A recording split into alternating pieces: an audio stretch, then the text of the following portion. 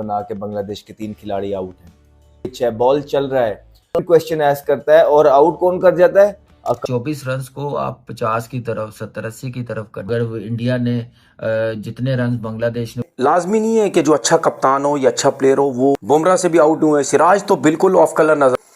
तो मुझे ये समझ नहीं आई कि रोहित शर्मा ने जी। तो friends, welcome back another video. तो फ्रेंड्स, जैसा कि पहले दिन का मैच हुआ और दूसरा दिन जो है वो बारिश की नज़र हो गया इंडिया वर्सेस बांग्लादेश का। तो बांग्लादेश ने 107 रन पे 3 विकेटें जो है उसकी अहम गिनवा दी हैं। तो उस पर देखे पाकिस्तान मीडिया जो है किस तरह इंडियन बॉलिंग की जो है तारीफ़ें कर रहा है कि बुमराह के बगैर भी जो है वह इंडिया की बॉलिंग कितनी टॉप क्लास है। स्पेशली जो आकाशदीप जो है रिप्लेस कर रहे हैं बुमराह को। तो देखिए इस वीडियो। और 35 ओवर्स के अंदर बांग्लादेश जो है 107 रन बना के बांग्लादेश के 3 खिलाड़ी आउट हैं। बॉल चल रहा है, शायद बॉलिंग करने के पीछे जो भारत है उसका एक ये भी मेथड हो कि बारिश हो रही है और आपके जब बल्लेबाज ओवरकास्ट कंडीशन में बैटिंग कर रहे होते हैं और बार बार अंदर बाहर लगा होता है, बैट्समैन बाहर जाता है अंदर आता है, तो इन गौतम गंभीर की मेरे ख्याल से ये बहुत अच्छी स्ट्रेटजी है कि वो मिल के अपनी गेम को इन्हेंस कर रहे हैं। वो सिर्फ एक तरीके की पिच पे नहीं खेलना चाहते हैं, वो घर के अंदर टर्निंग ट्रैक्स पे भी जीतना चाहते हैं, एट द सेम टाइम थोड़ा सा लाइवली पिच पे भी जीतना चाहते हैं। स्पेशली जब रैंकिंग्स की बात आए, वर्ल्ड टेस्ट चैंपियनशिप में भारत नंबर 1 पे खड़ा है और बांग्लादेश खासी नीचे है।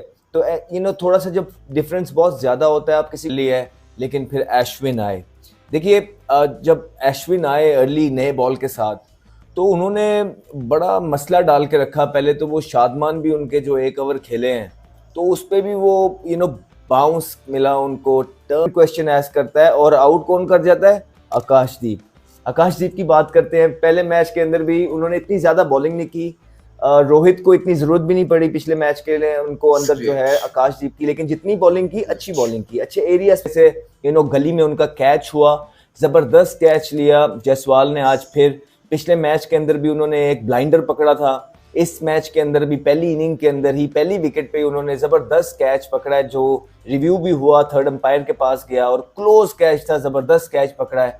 तो जायसवाल भी जो है एक ऐसे फील्डर उभर के आ रहे हैं कि जो स्लिप कॉटन में, गली कॉटन में एक अच्छे फील्डर बन के आ रहे हैं, क्योंकि बहुत इंपॉर्टेंट होता है टेस्ट मैच क्रिकेट में स्पेशली कि आपके जो बैटर्स हैं जो स्पेशली बॉलिंग ना करते हों, एक तो वो सिली पे भी उनको silly point, silly shot on shot leg पे भी जो है ना उनको फील्डिंग करनी आनी चाहिए। चाहेगा कि हर हालत में रिजल्ट निकले। On the other and Bangladesh भी चाहेगा रिजल्ट निकले, बिकॉज पहला मैच वो हार चुका है और 3.25 दिन के अंदर वो मैच भारत ने खत्म कर लिया, अपने नाम कर लिया था। 24 रन बनाए उसने और आप देखें कि 24 रन, 20 रन, 25 रन कितना मुश्किल होते हैं टेस्ट क्रिकेट में एज ओपनर। आप मुश्किल टाइम निकाल लेते हैं, मुश्किल बॉलिंग खेल लेते हैं, वर्ल्ड क्लास बॉलर्स को आप सरवाइव कर लेते हैं, बुमराह को। तो फिर इस 24 रन को आप 50 की तरफ 70-80 की तरफ कन्वर्ट करें, ऐसा तो मेरे ख्याल से अच्छी मूव है। लेकिन इस टेस्ट मैच में जो कर सकते हैं अपने आप को और मुश्किल में डालने के लिए, टॉस जीत के जो बॉलिंग की है, क्या वो बॉलिंग इसलिए की थी कि ओवरकार कंडीशन है कि फास्ट बॉलर्स को हेल्प मिले? ऐसा नहीं हो सकता। अगर ऐसा होता तो शायद ये खुद बैटिंग कर रहे होते।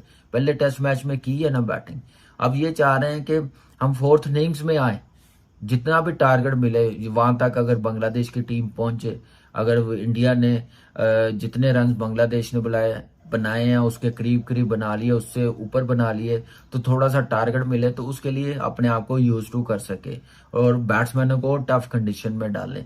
तो मेरे ख्याल से अच्छी मूव है, जबरदस्त मूव है, जिसका मेरे ख्याल से आने वाली सीरीज के लिए फायदा होगा, क्योंकि इतनी इजी सीरीज नहीं है, मुश्किल है, बड़ी मेहनत करनी पड़ेगी। तो यही एक मौका है तो मेरे ख्याल से जिसकी वजह से वो चांस ले रहे हैं, अपने आप को इस टीम के खिलाफ टफ कंडीशन में डाल रहे हैं। शायद कोई स्पिनर्स को खिला लेते उसका फायदा होना था, लेकिन यह है कि मुझे लग रहा है कि जो ओवर का कंडीशन बनी है उसकी वजह से चेंजिंग विकेट्स गिर चुके हैं बांग्लादेश के। बहुत अच्छा फैसला था रोहित शर्मा का टॉस जीत के पहले बॉलिंग करने का।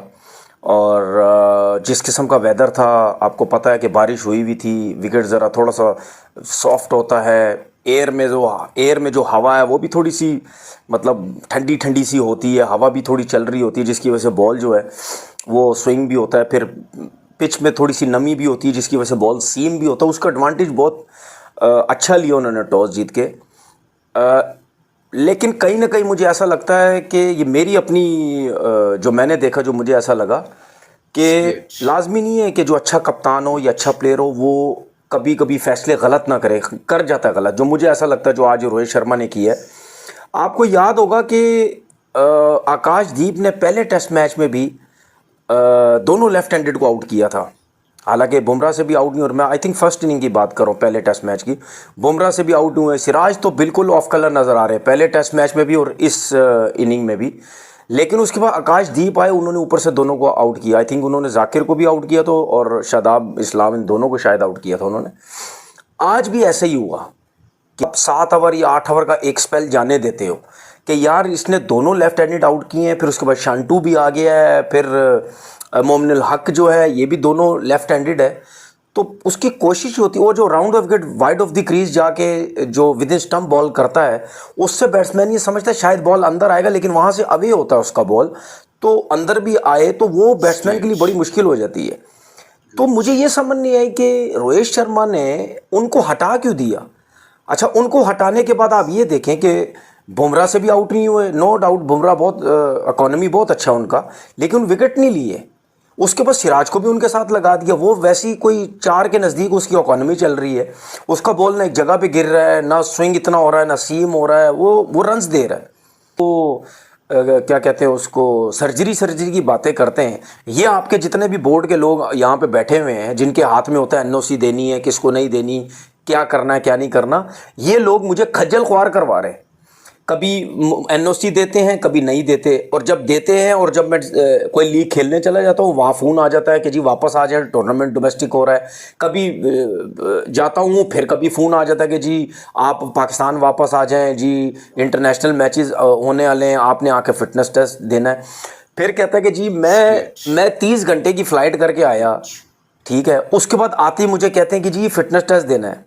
तो उसने बोला कि सर ये देखें ये क्या है, ये क्या सब कुछ हो रहा है। मतलब उसका कहने का मतलब ये था, मैं कोई टार्जन का बच्चा थोड़ी हूँ कि 30 घंटे की मैं फ़्लाइट करके आ रहा हूँ, आप आके फ़ौरन मुझे बोलें। तो ये बड़ी ज़बरदस्त उसने रगड़ा दिया सबको, और मुझे अभी भी पता है, 100% मुझे पता है उसके बोलने से कुछ नहीं होगा, ना चेयरमैन इसके ऊपर एक्शन लेगा ना कुछ होगा, क्योंकि जो क्रिकेट बोर्ड का चेयरमैन है और जो बोर्ड के लोग हैं ये समझते हैं कि सारा बेड़ा गर्क इन क्रिकेटर्स ने किया हुआ है, हमारा कोई कसूर नहीं है। इवन चेयरमैन भी यही सोचता होगा कि हमारा कोई कसूर नहीं है। मैं अभी के जो चेयरमैन, इनकी बात के साथ साथ मैं जो पिछले भी चेयरमैन गुजर चुके हैं, ये सब समझते हैं कि पाकिस्तान क्रिकेट का बेड़ा गर्क सिर्फ क्रिकेटर्स ने किया हुआ है। इसीलिए जो सर्जरी की बात होती है या कुछ चेंजिंग्स की बात होती है तो सिर्फ क्रिकेटर्स के अंदर ही होती है।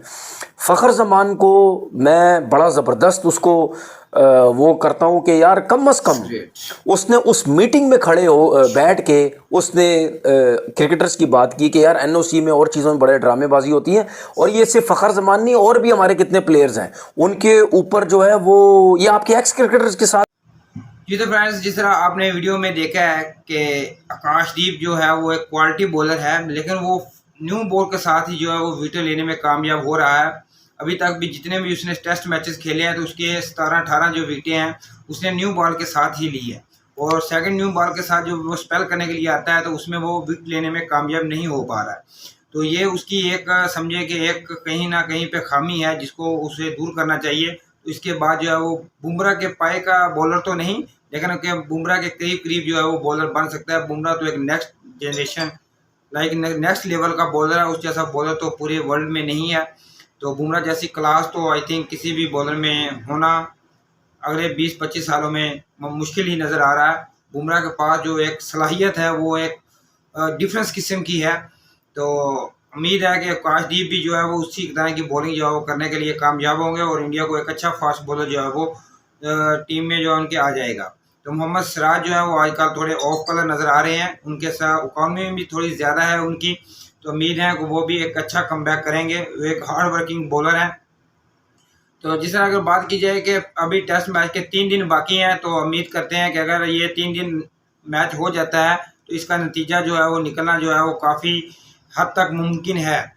तो देखते हैं, तो उम्मीद करते हैं कि आगे जो है वो आने वाले वक्तों में है जो एक अच्छा फास्ट बॉलर जो है इंडिया की टीम में आ जाएगा। स्पिन के मामले में तो इंडिया की टीम बहुत ही ज़बरदस्त है, जैसे कि उनके पास अश्विन है, जडेजा हैं, लेकिन उसके रिप्लेसमेंट में जो अभी पीछे जो है वो कोई स्पिनर जो है वो ऐसा नहीं आ रहा कि अगर अश्विन जो है वो रिटायरमेंट लेते हैं उसको जो है वो कौन रिप्लेस करेगा। तो उम्मीद करते हैं कि इंडियन की जो है वो एक पीछे जो एक स्ट्रॉन्ग बैकग्राउंड जो वो तैयार करके रखते हैं, तो एक अच्छा जो है स्पिनर भी हमें देखने को मिलेगा। तो अगर फ्रेंड्स वीडियो को अच्छी लगी हो तो वीडियो को लाइक करें, चैनल को सब्सक्राइब करें। तो मिलते हैं नेक्स्ट वीडियो में, तब तक के लिए इजाज़त दीजिए। अल्लाह।